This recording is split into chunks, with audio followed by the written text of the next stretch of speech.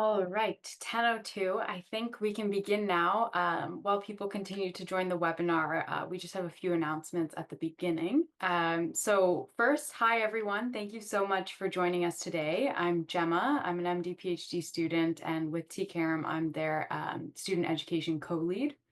So thank you for joining us. And before we begin, we're going to start with a land acknowledgement. So we wish to acknowledge the lands on which the University of Toronto operates. For thousands of years, it has been the traditional lands of the Huron-Wendat, the Seneca, and the Mississaugas of the Credit. Today, this is the meeting place. This meeting place is still the home to many Indigenous people from across Turtle Island, and we are grateful to have the opportunity to work on this land. And so many of you joining are very familiar with T-CAIREM, but for those who are not, T-CAIREM stands for Temerity Center for AI Research and Education in Medicine. We're housed at the University of Toronto, and we've been made possible thanks to the generous donation of the Temerity family. We are a interdisciplinary group, so we're not part of just one department, and our goal is to facilitate collaboration between departments, including with healthcare professionals, scientists, engineers, industry, etc. And together, our goal is to transform health through artificial intelligence. So quick point that this event is accredited, CPD accredited. So for physicians, feel free to note that. And this is a webinar, so we'll be using the Q&A function in Zoom. Feel free to submit your questions throughout the seminar, and at the end, we'll have a chance to address them. By attending this event, it's recorded, so just be aware it's recorded, although it's a webinar, so we won't see you. And we're also live tweeting the events now. So the hashtag Temerity Talks is what we're going to use. And perhaps somebody will put that in the chat so people can see hashtag Temerity Talks. So with that, I'd like to introduce our phenomenal speaker, Dr. Tavpritesh Sethi, also goes by Tav, is an associate professor in the Department of Computational Biology, and he's the founding head of the Center of Excellence in Healthcare at the IIIT-Delhi. His expertise lies in the interface of computer science and healthcare, and we are really excited to hear his talk about building AI-driven health system preparedness for clinical and public health. So with that, I'll hand it over, and we will group back for questions at the end. Thank you, Gemma. At the outset, I would like to thank colleagues at the Temerity Center, Marianne, Mamata, and all the colleagues for having me here. I'm very excited to be a part of this interaction. I'll just start sharing my screen. Hopefully, you should see my slides come up in a second. And I'm in the slideshow.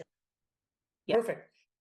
So thank you so much again. And I'll speak about the opportunities that we have in building health systems preparedness. And we know that we have left one pandemic behind, COVID-19 pandemic, and we have short memories. So most of us have already forgotten that there was a pandemic, but the time to prepare our systems, we believe, is now, because there are so many other challenges that the health systems face, both in public health and clinical medicine. And I'll touch upon those areas. I would like to start with this example. The date is 25th of January 2020. And this Wired article carried this headline that an AI epidemiologist sent the first warnings of the Wuhan virus. This was done by a company, Blue Dot, which is a Canadian company, and it is led by a pediatrician turned data scientist, Dr. Kamran Khan. And this company has been working in building early warning signals for health systems preparedness using data science and using unconventional data, which typically epidemiologists do not look at. So for example, this particular news report was based on the warnings that came through analysis of the flights data and what were people reporting and so on. So Blue Dot basically has, and this alert came 7 days before the CDC alerted the world, and 10 days before the WHO alerted the world. So it was really the first alert that came out for the globe that a pandemic may be coming. And this is not just a one-off report that they have been coming out with. So Blue Dot has already published several papers, some of which I'm showing here, for example, this perspective in the Lancet, where they were also one of these earliest companies to build warning signals for Zika virus spread in Brazil and also for Ebola spread. So this is not just one-off event that we're talking of here. So, but the gap that currently exists in our global settings, and I think this is just exaggerated in LMIC settings, and I work in India, so this gap is slightly more exaggerated, but I think it's a global phenomenon that health systems around the world, both clinical and public health systems, um, are are not data rich. So although we have a lot of data, but we do not analyze a lot of data to prepare our systems with. So data, perhaps because data platforms and exchange is difficult, we need interoperability. We need frameworks like the Odyssey and the OMOP and common data models, but that's just the starting point of building data exchange systems. So we are slightly lagging in terms of having data-driven health systems. And it's also time-consuming. Doctors are already burnt out entering data into the electronic health record systems, and can AI change some of that? So those are the kind of questions that we really need to ask. And then if we have data, there's also the skilling gap and the knowledge gap. And I don't just mean that extraction of knowledge from data, but also having people trained at the interface of data science and healthcare, so who have the understanding and knowledge about working um, at this interface, bridging these disciplines, marrying these two disciplines together. Traditionally, these are completely separate. At least in India, many of us actually go into medicine if we hate math. And that needs to change. So basically, that's changing, but I think we need to build more programs. Like T-CAIREM is doing a lot of interdisciplinary good stuff. So we need more programs like this. Finally, all knowledge that we can have may not lead to any change in the system. So we need from data to insights to policy, which basically boils down to building decision platforms and not just decision support systems that we are traditionally aware of, but something that that insights can be actually used for public health policy and clinical decision making. So our lab basically addresses all three of these gaps. And hopefully by the end of this talk, I should be able to convince you that in a small way, we are addressing some of these challenges in the settings that we work on. So we work in collaboration with hospitals like the All India Institute of Medical Sciences, which is one of the largest public health institutions in India. So we work with AIIMS New Delhi. Also with private healthcare organizations like the Max Hospital, which is also a chain of private healthcare providers in across the country.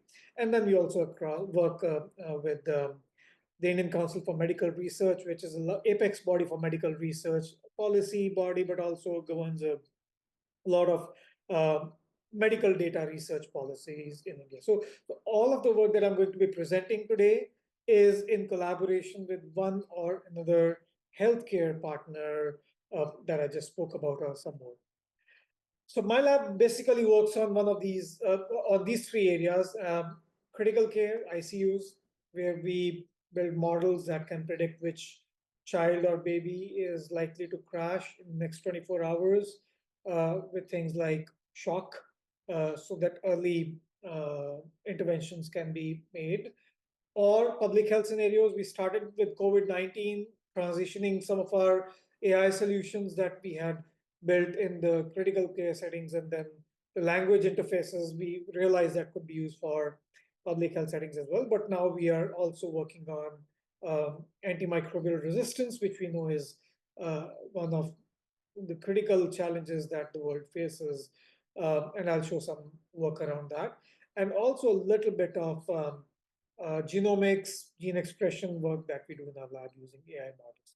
So we straddle these three directions, and our focus is currently mostly infections and infectious diseases, but also our algorithms and our platforms are quite agnostic. So we've also started validating some of our algorithms on breast cancer, where we do signal enrichment for these, and I'll show that in a bit.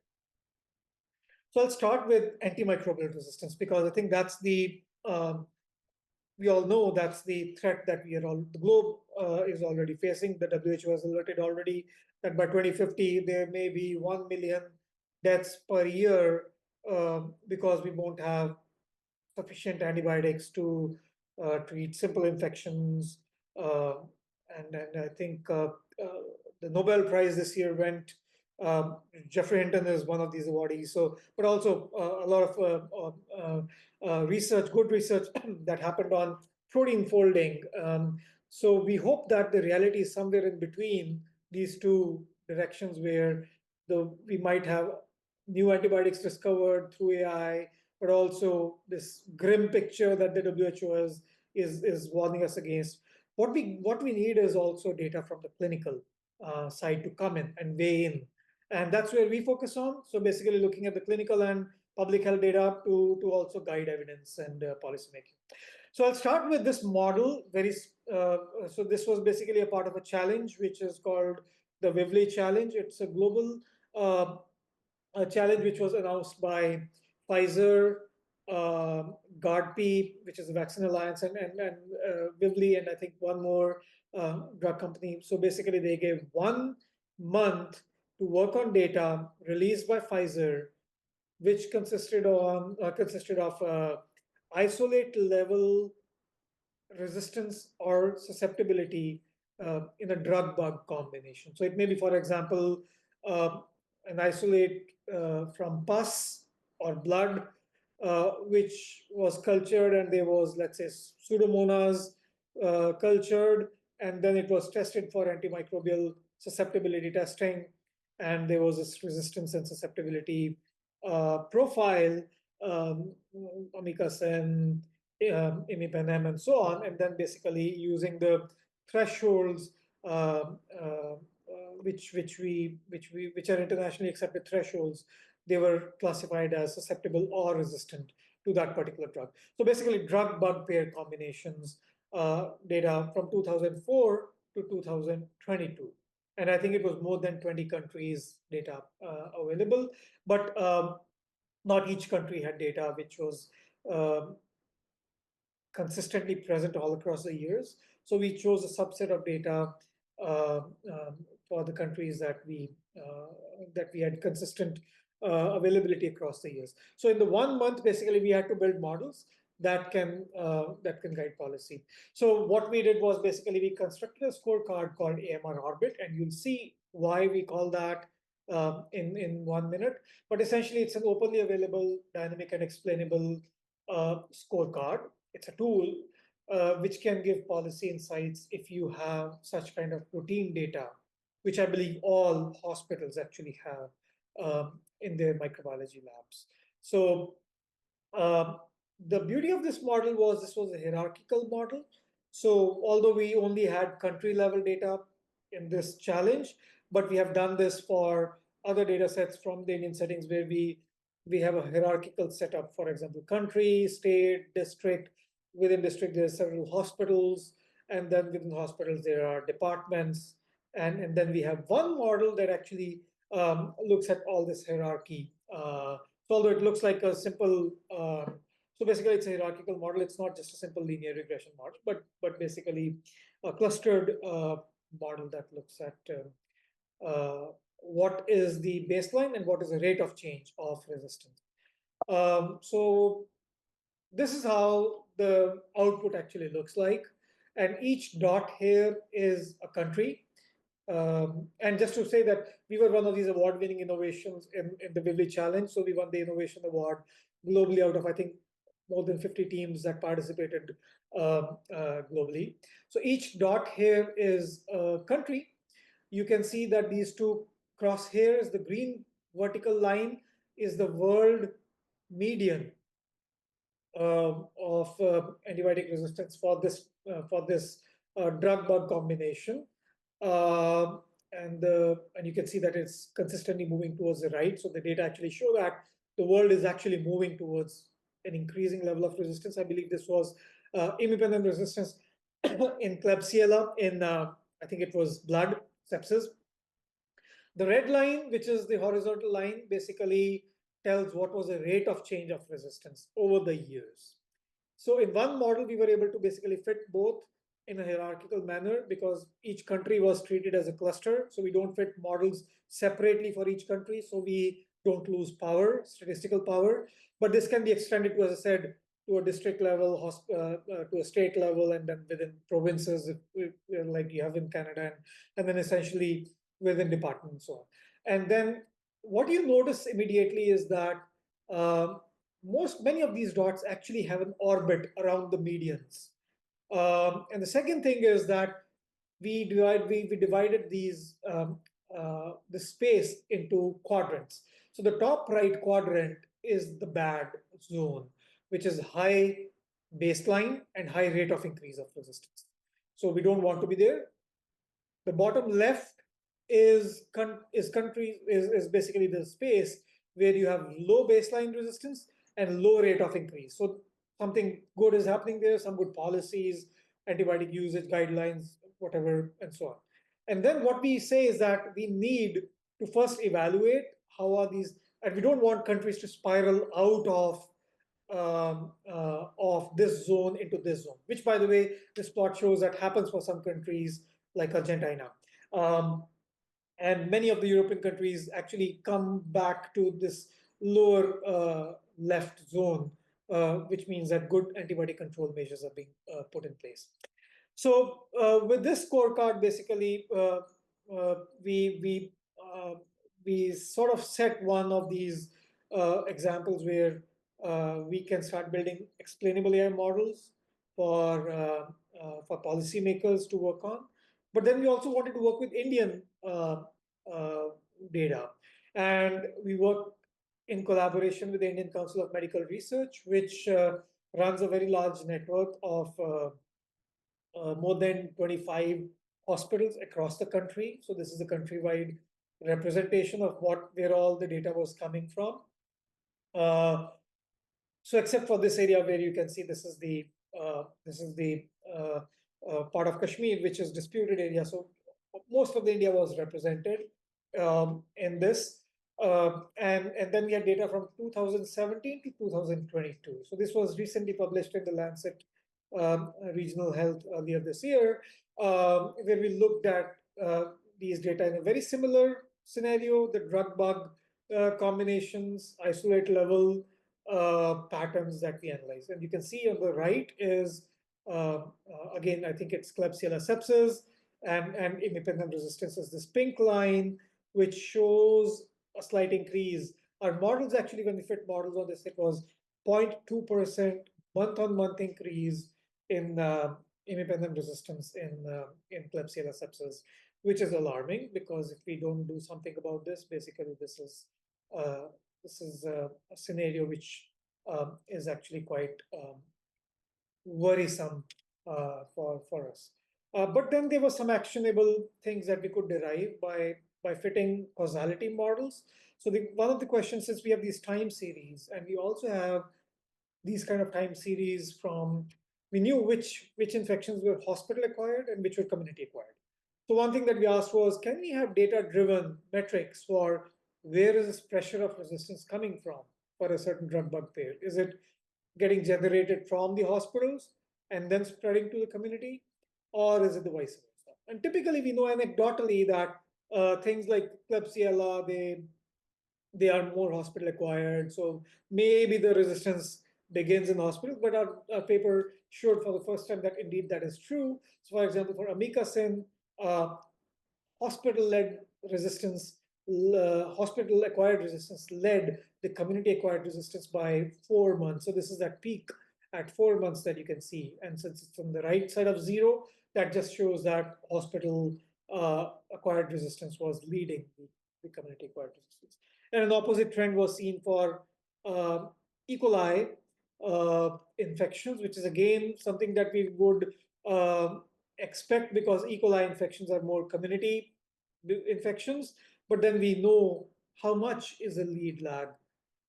So how much window do we get as if something starts emerging in a certain location in hospital? So what is the window of opportunity that we have before it trickles over to the community and vice versa? We also asked questions like, are there antibiotics that we can bring back, older generation antibiotics? And are there antibiotics that can be like sentinel antibiotics to basically track emerging resistance for more reserve antibiotics like imipenem or colistin? And that's exactly what this analysis tells us. For example, in imipenem, the ciprofloxacin resistance, this line here, actually, there are 8-month early warning signals that tell us that if ciprofloxacin resistance starts emerging, we might see imipenem resistance follow in the next 8 months or so. So basically, again, this will be dependent on ICU to ICU, setting to setting. We have contextualized models, but this is just one of those, I would say, since we had these large data, so this was from more than 200,000 isolates across the country. But I believe in Canada, these are lab data that would be available at scale in a digitized manner. And if you're interested in these kind of models, I'll be very happy to discuss these further.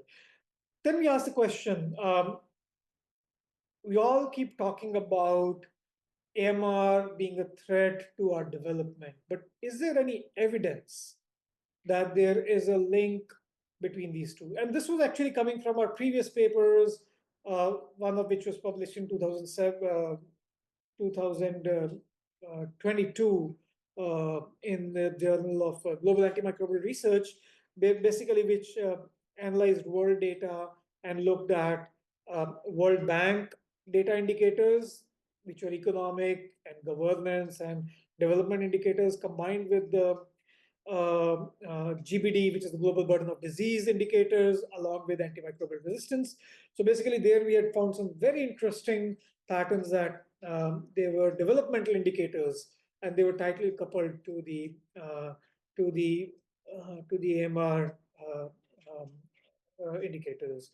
I think in the interest of time, I did not put that paper here, but happy to share those links later. So, but in this data, we basically put together two different data sources, one coming from the ICMR, which is a medical research organization, and the other is the Planning Commission of India, which is now called Niti Aayog, which makes data publicly available for each of the states in India. How well are the states doing in terms of their sustainable development goal achievement? So each node here is an SDG, and this network is a Bayesian network, which was learned from data at the isolate level. So basically, we overlaid as a context the sustainable development goals of the state and then the isolate state on top of it. And then we asked a question, by layering these two pieces of information, do we see any patterns emerge? And we were ourselves surprised to see, and since this is a model that we can question, basically we saw that increasing levels of SDG3 achievement, which is good. So front runner states, which are doing good, better, had a lower level of imipenem resistance. And why is this important? Because we really don't know, because some evidence suggests that more development might lead to more ICUs, which may lead to more antibiotics being dished out and then more resistance, right? On the other hand, if we don't have more development, we just have primary healthcare centers, we might have a more rate of, the prevalence of infections, and then perhaps more antimicrobial resistance. But our model basically solves this sort of tug of war between these two and says that no, AMR is important to both achievement to SDGs, and SDG is important to AMR, mitigating AMR as well. So this was a model that was a part of this paper. And then this was also seen in another paper that is currently under review, which is the same kind of analysis, but this time done for UTIs, urinary tract infections. And for UTIs, we see similar trends like 0.2%, 0.02%, so slightly lower rate of increase of resistance month on month for Klebsiella imipenem. And then we have in the paper the preprint is available, by the way, an older version, which is not so not updated with the most recent results, but the preprint is available, and it basically shows 0.02% month on month increase in Klebsiella UTI uh, infections. And these are some of these references basically for the work. And again, you see SDG3 achievement was tightly coupled to imipenem, and same kind of pattern that states that are doing better in development actually have a lower rate of imipenem. We also not just stop at papers. Publications are obviously very important for us, but then we also want things to, as I said, change in the hospital setting. So in collaboration with All India Institute of Medical Sciences, we basically developed this application, which, as I said earlier, is hospital-wide, starting with a simple antibiogram. And you can see, for example, you can, in this live application, which is deployed at the hospital, we have these departments like the C2 ICU or AB8 ICU, and you can choose the uh, sample blood, and then you can choose what kind of organisms and what kind of, so basically drug bug combinations that you want to look at. And then this is the antibiogram that can guide better antibiotics stewardship in this setting. But we are also transitioning our AMR orbit scorecards into this dashboard. We just got a BMJF Grand Challenges India award for doing that for 2 hospitals, AIMS and Max. So this is being implemented for these 2 hospitals as we speak. So as I said earlier, so I'll share the presentation. You can actually go visit this link. It shows for all countries. We analyzed 3 organisms, but after the award, we have actually analyzed other organisms as well. So you'll find those updated. The paper has already been submitted. So as a part of this challenge, so hopefully we should be able to share that paper as well soon. And also we were one of these global uh, award-winning teams in the Trinity Challenge, which is a grand challenge run by the Trinity College London every 3 years. And this year the challenge was on building solutions for tackling community level data and solutions for AMR. And this was a 600,000 GBP award that we were joint second prize winners in this challenge. More than 300 teams globally participated.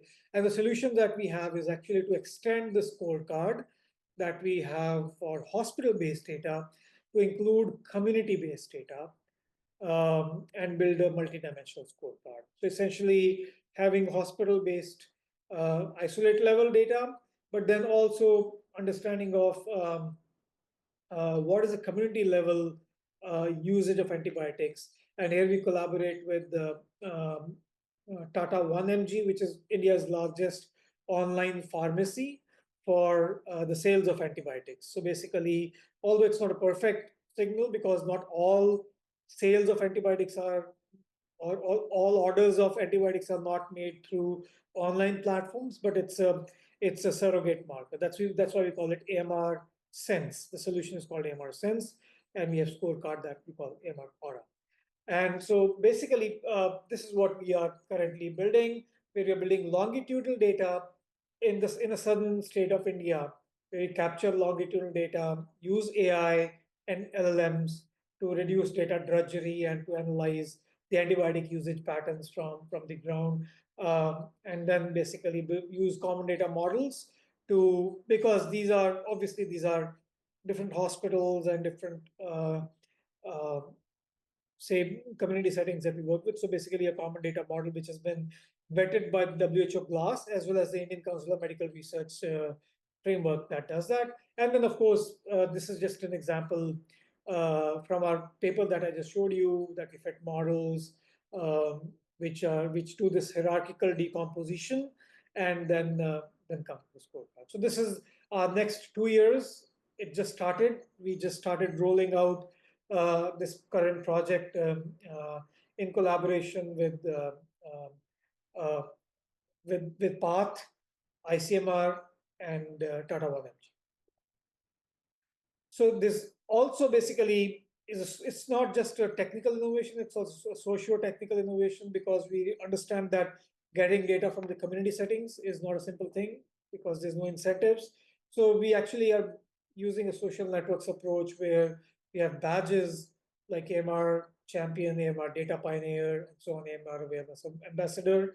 So for the ground workers who are doing this on the ground, and then they can redeem these badges for health checkups, and that's basically what we have. And in the we just recently had this AMR awareness week, and November 18 to 24 was the AMR awareness week, where we actually launched this game called Infection Escape, which is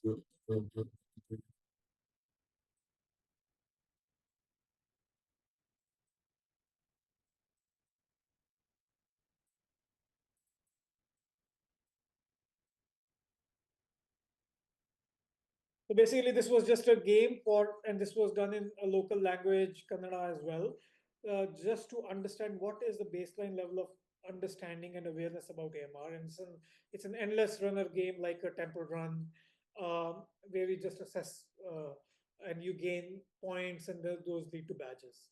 We also work in the primary healthcare settings, where we did analyze data about, and this was in collaboration with another state in India, Madhya Pradesh, which basically has digitized the primary health centers, and we work in collaboration with there's an organization called Wish Vadvani Initiative of Sustainable Healthcare. It's an organization that basically is non-profit and help the government digitize a lot of primary healthcare centers. So very large data sets, huge number of footfalls from patient visits, and then we had data to work with, and then we built models. And some patterns that started emerging in this, for example, you can see this antibiotic um, associated with the use of anti-allergics and associated with the use of antipyretics. And then our model can actually tell how much, so basically where, how much, when are the kind of questions that our model tells. So what we see that this triad of just dishing out antibiotics along with an antipyretic and an anti-allergic is not the best usage, and I think we understand through these models where do we want to make our interventions, which health clinics do we want to focus on to build more awareness and so on. So that was and we use large language models to actually do voice-based interfaces. Um, Although I must tell that India has more than 1,600 dialects, so we have worked with models which are um, not just GPT, but basically Llama, Mistral. Uh, None of them actually perform to the level where they really understand and are safe to be used in a local regional setting. That's something that we are currently working on in collaboration again with PATH, where we can basically put the guardrails around these large language models to have these conversational sort of frameworks to assess the safety of these models for understanding antibiotic usage. So that work, as I said, is a part of the Trinity Challenge, and also to help reduce the data drudgery on ground.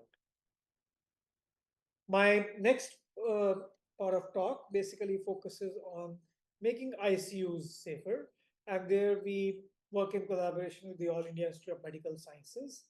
Uh, and This project started in 2016, where basically we recognize that there's a window of opportunity. All ICUs generate a lot of data. Uh, the AIMS ICU generates, I think, more than a gigabyte of data per day, heart rate, pulse rate, oxygen saturation, respiratory rate for each patient at every second resolution, but these data just get overwritten every 24 hours. So hospitals don't really store these data. They don't have storage and they don't know what to do. But we deployed our own application layer and warehousing layer uh, on top of this, where now we have more than 2 million patient hours of continuously monitored data at AIMS, and we call it the Safe ICU project. We started really basic using IoT, but now we have servers that do this and basically are hosting applications that build some insights into these data like antibiotic usage, uh, oxygen saturation ranges, and so on. But then also making predictions at which patient is likely to crash in the next 24 hours or 12 hours with things like shock. So why shock? We started with sepsis, and that was the name of Safe ICU came from sepsis advanced forecasting engine. But the definitions of sepsis kept changing as we actually so we figured out that, and also they're hugely dependent on lab investigations and blood reports. So really, it's difficult to become proactive, um, predictive with sepsis. So we pivoted to look at hemodynamic shock because you can calculate that by using shock index, which can be done on a minute to minute using age adjusted heart rate and blood pressure. So basically, you can have a data driven indicator instead of something which guidelines basically keep changing with. So now it's more towards building hemodynamic stability models for these patients and predicting the in advance. So this was one of these early shock prediction models where we looked at thermal images. Why thermal images? It was just a fun project. A colleague from MIT was visiting us and said, "What can you do with this smartphone attachable thermal camera in your ICU settings?" And we thought, okay, maybe, I mean, it's first year medical school understanding that if center is warm, peripheries are cooler, think of hemodynamic shock. So can we actually automate this using computer vision models? And at that point of time in 2017-18, we did not have a lot of data. And so we started with simple models like using the histogram of oriented gradients, hog features, which are pre-deep learning kind of features. But they performed pretty well, I think. So basically, they were able to segment out the body parts and look at these gradients, and we fed these gradients into these 0, 3, 6, and 12-hour models. Um, and detection of body parts was quite accurate, as you can see here. And then they were also able to predict up to 12 hours in advance which child is going into shock with more than 75% PPVs and also accuracy. So essentially, it's not a phenotyping setting, so it's different to have 99% accuracy on detection of tuberculosis, but predicting something 12 hours ahead of time, I think we don't have the benchmark, so 75% is what we were able to get. But then some of these models which are based on um, time series like heart rates and pulse rates, we were able to validate some of these models on Mimic and EICU data, which contains more than 200 ICUs data, mostly across the US settings. And these include cardiac surgical, cardiothoracic, medical surgical. And you can see more than 90% AUROC was actually, and AUPRCs were quite high as well for these different ICUs. So again, this is a paper which is currently under revision. Uh, and we hope that we can collaborate along these lines as well with T-CAIREM colleagues and build some of these models which we can deploy for the clinical side. And this is some of the deployments of our current framework. My final part, I know I think we have about 7 minutes to go before question answers. So I'll finally touch upon what do we do with genomics and gene expression for health systems preparedness. Again, it started during COVID-19 time, where we asked a question, can we really read the genomic sequences of COVID-19 virus like a book? And this is pre-Chat GPT, it is 2020. Chat GPT was still not announced. So we use BERT models and simpler small language models. And basically the question we were asking is, can these models learn the grammar of the sequences? And what can this grammar tell us about the case surges? And can we be proactive? So this is published in 2022, but we looked at all the data that is available from all these countries, more than 3 million sequences. And the first question we asked was, after we learn the grammar, we can actually characterize each of these sequences in the latent space and reconstruct the phylogeny of the virus. So the first question was really, do we even capture the phylogenetic tree that the experts tell us about the COVID-19? And we were able to actually recapitulate that. So I apologize for the bad resolution, but in the paper you'll see that basically there was a transition in time here, as well as countries that were closer together, like France and Germany. Their latent space was together, close together, and I think Canada and USA were closer together, and those are available in the paper. And I think so. This is some of these data points, more than 3 billion sequences. But then we said, okay, the latent space can be analyzed using statistical features. So how did the grammar change in time?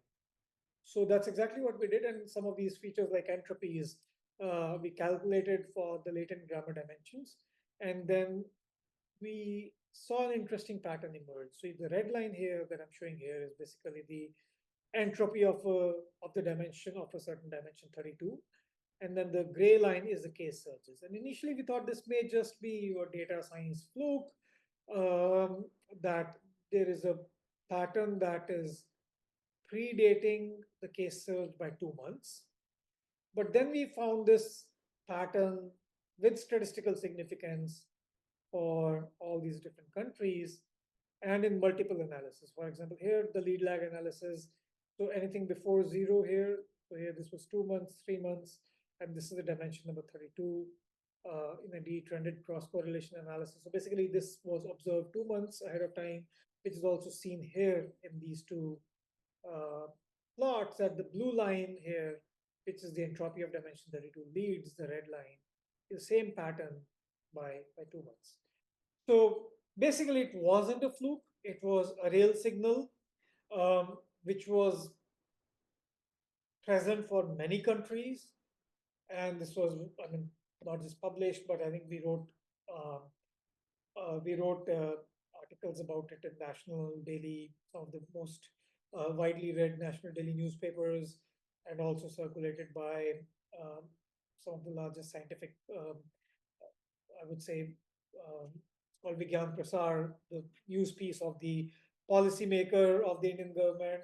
How much of it is acted upon is I don't know, but basically was acted upon, we don't know. But I think we really had some very interesting clues about case surges coming up. And when we looked at in retrospect, what were these dimensions? Because these large language models or small language models we use, they are black boxes, but we can actually examine what were the strongest weights on these dimensions. And not surprisingly, we found that this dimension 32, which I was showing you earlier, had the same set of variants, L4522R, which was important for the delta. But then there were also other variants which experts were probably not seeing. And more importantly, these were proactive. So it is not like retrospective analysis of data looking back of what came up, but it's more uh, proactive for the future. So we hope that this can be done for antimicrobial resistance or other infections that the world, I think, is currently also facing. And these are some of the frameworks that I think we can develop and we should have for health systems preparedness. And happy to collaborate on building some of these together.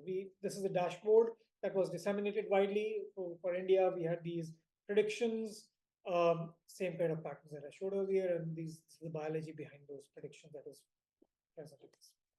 Okay, I'll skip this. I think this was our earlier publication in Lancet Global Health in 2015, where all our work on building these Bayesian networks actually started and finding these insights, and we started building open source models and frameworks, one of which is called Visar, which is something that I think we've used in more than 15 papers, including the Lancet Global Health paper and the Lancet Regional Health paper that I just spoke about.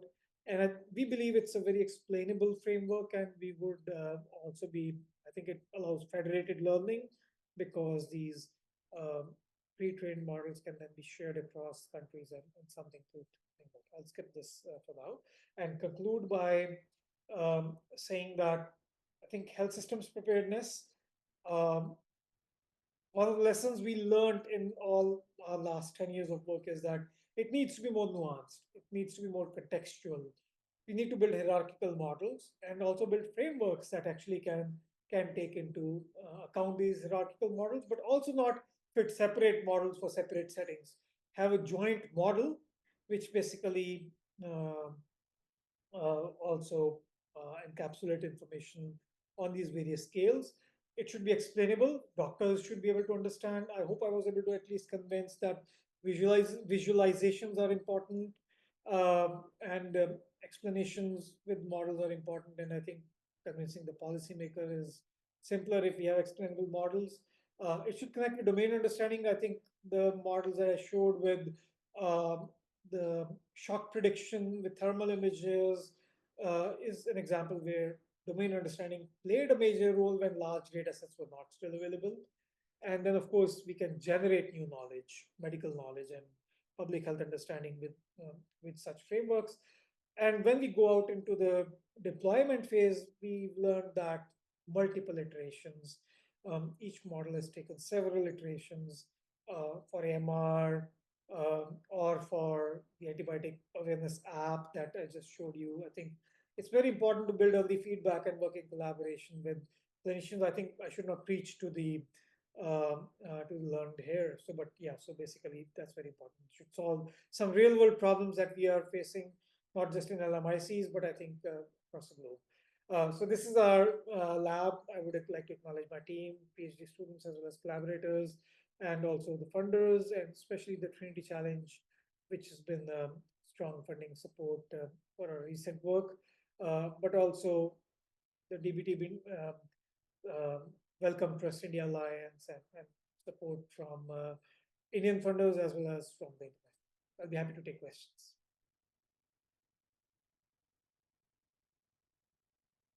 Thank you so much, Tav. That was awesome.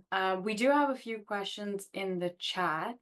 So Philip was asking regarding your antimicrobial model.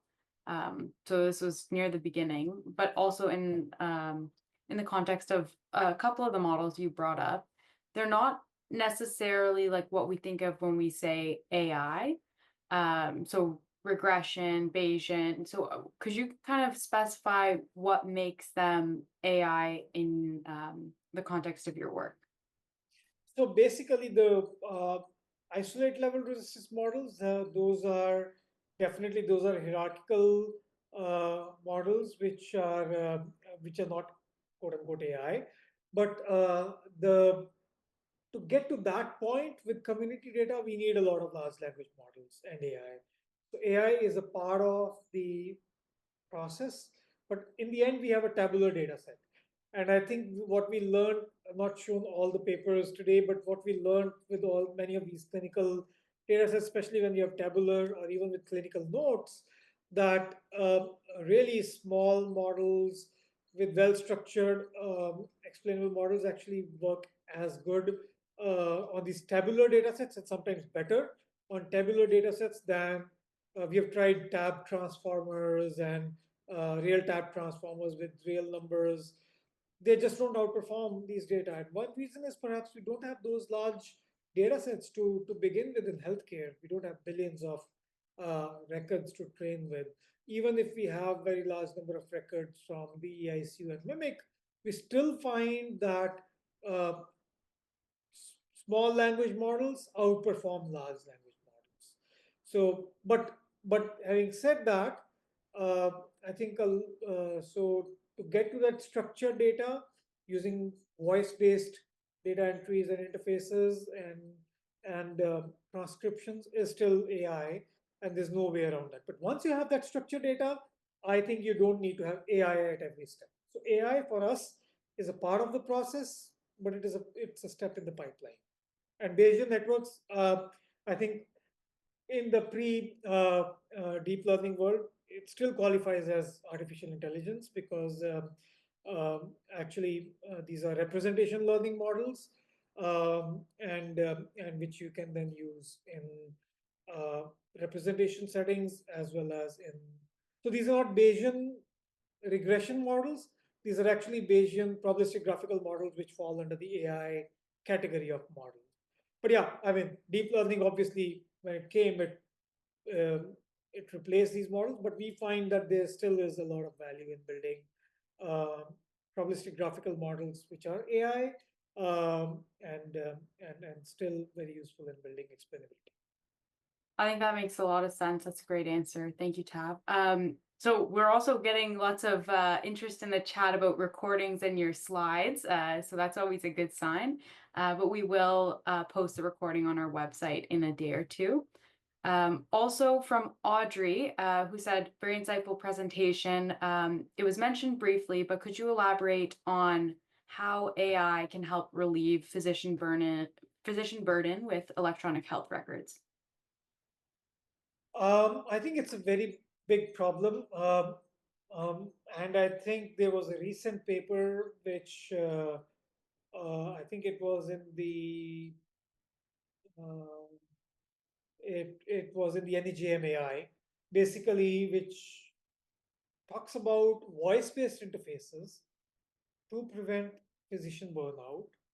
And it evaluated, I'm forgetting uh, the title of the authors, but happy to share that. So it's in NEJMAI, and basically it evaluated, can voice transcription solve some of the challenges around and having to enter, type in all this data with clinical notes.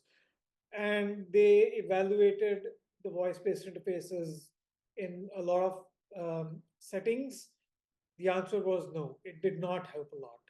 So, as much as I would like to say, oh, AI could help with automating and basically, voice is a great tool, which many of us still believe that we can just talk to the AI application and it would just enter, it would transcribe, so we can be talking to a patient and but still we are not there yet. That's what at least that NEJMAI paper says. Having said that, there's still opportunity, I think we believe, to use these kind of models to automate a lot of drudgery around data. And I think it's still early days. So we have not gotten to a point where we can say, yes, AI does help physician burnout. But I think it's early days. Um, the amount of challenge that goes in and the effort that goes in basically making sure that the AI models are correctly capturing what is meant. Um, and even for English, I mean, forget about dialects, and having the safety guardrails is also an overhead on physicians as well. So I think we will get there eventually, because AI models are actually progressing at a breakneck pace. And I was at the NVIDIA AI Summit recently, where some of these models with Indian dialects, um, it was it was amazing progress shown on what companies in India, for example, are doing with Indian dialects, and Servam is a company that's currently doing that. But in healthcare, where we have extra special caution about having safety guardrails, I think it's early days, but we'll get there. Yeah, I completely agree. And some of the work that we do at T-CAIREM, we've noticed like you can't really have a one size fits all solution to reduce physician burnout. Like it's very different specialty to specialty, and also within specialties regarding like training level and different hats that physicians wear. One last question in the chat. Um, actually, we have two last questions in the chat. So the first one is, have you been able to implement any of these models into your hospital clinical workflows? And then the second one is around genetic and gene grammar for viruses of cancerous cells. So how much are AI and LLMs helpful? So to the first question, yes, the applications around shock and AMR we have deployed in the clinical settings. However, they are not deployed in an intervention mode. So basically, they have been prospectively validated.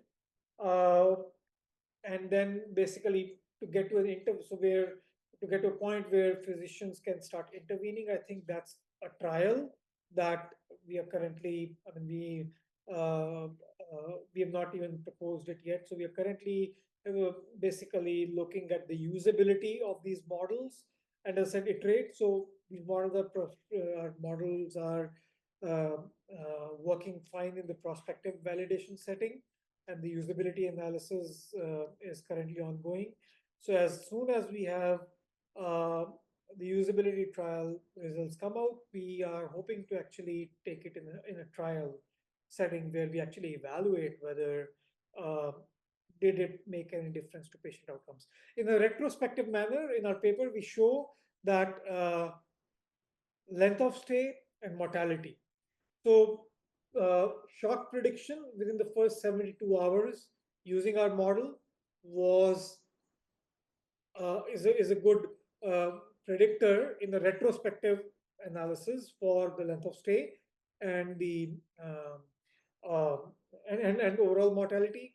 But as I said, so basically, a trial needs to be set up for interventional design. So we are not there yet where a physician will say, okay, let me prescribe dobutamine or dopamine to this patient because my model is saying so.